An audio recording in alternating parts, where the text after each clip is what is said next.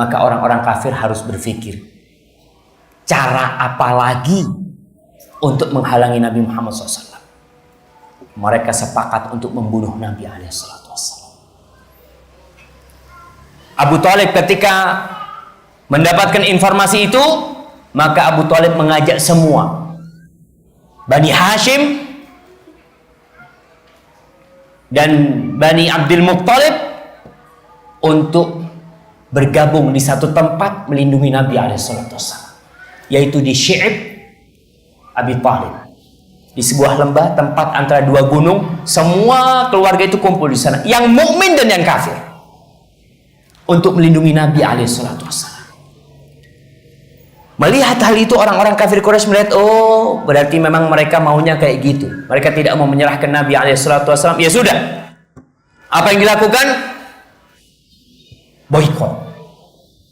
Itu yang disebut dalam bahasa Arab al-muqata'ah al-'amah, memboikot Bani Hashim dan Bani Abdul Muttalib.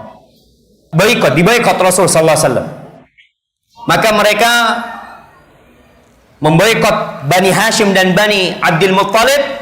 Tidak boleh ada orang kafir yang jual beli sama mereka, jual makanan sama mereka, nggak boleh.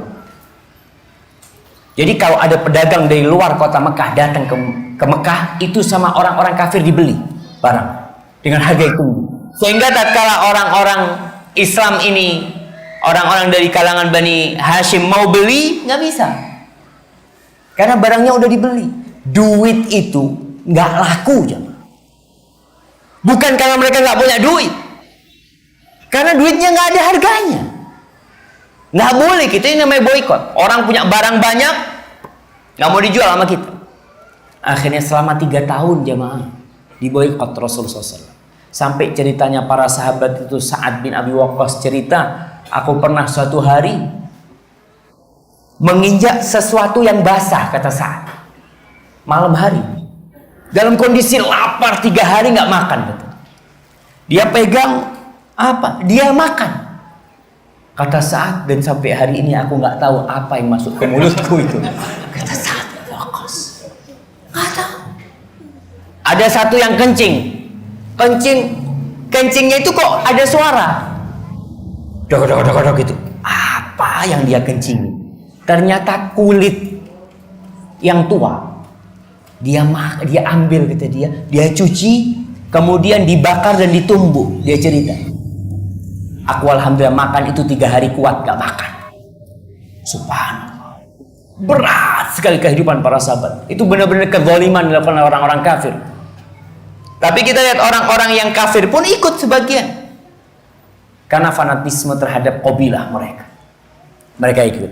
Abu Thalib ikut, dan pada masa itu 2 putri Nabi diceraikan. Yang nikah sama anaknya Abu Lahab. Siapa? Ummu Kalthum dan Ruqayyah.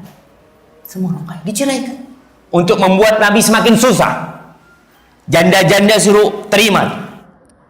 Dan Nabi kembali terima Nabi 2 putri pada masa itu. Setelah itu, pada tahun ke-10, dari tahun 7 kira-kira sampai tahun ke-10 kenabian, ingat belum Hijriah, 10 kenabian, tepatnya pada bulan Muharram, itu perjanjian yang dibikin. Jadi orang-orang kafir ini bikin perjanjian tertulis. MOU mereka itu bukan lisan, tertulis dan digantung di Ka'bah. Bahwasanya tidak boleh ada orang-orang dari kalangan Quraisy yang berjual beli, menikahkan putrinya atau menikah dengan kalangan dari Bani Hashim dan Bani Abdul Muttalib. Sampai kapan? Sampai mereka menyerahkan Muhammad SAW. Itu perjanjian yang dibikin. Akhirnya perjanjian itu dimakan oleh rakyat, dan orang-orang kafir pun akhirnya apa istilahnya, kalau habis diboikot itu dicabut boikot itu oleh mereka, kembali normal kehidupan orang-orang dari Bani Hashim dan orang-orang yang masuk Islam. Mereka kembali pulang ke rumah-rumah.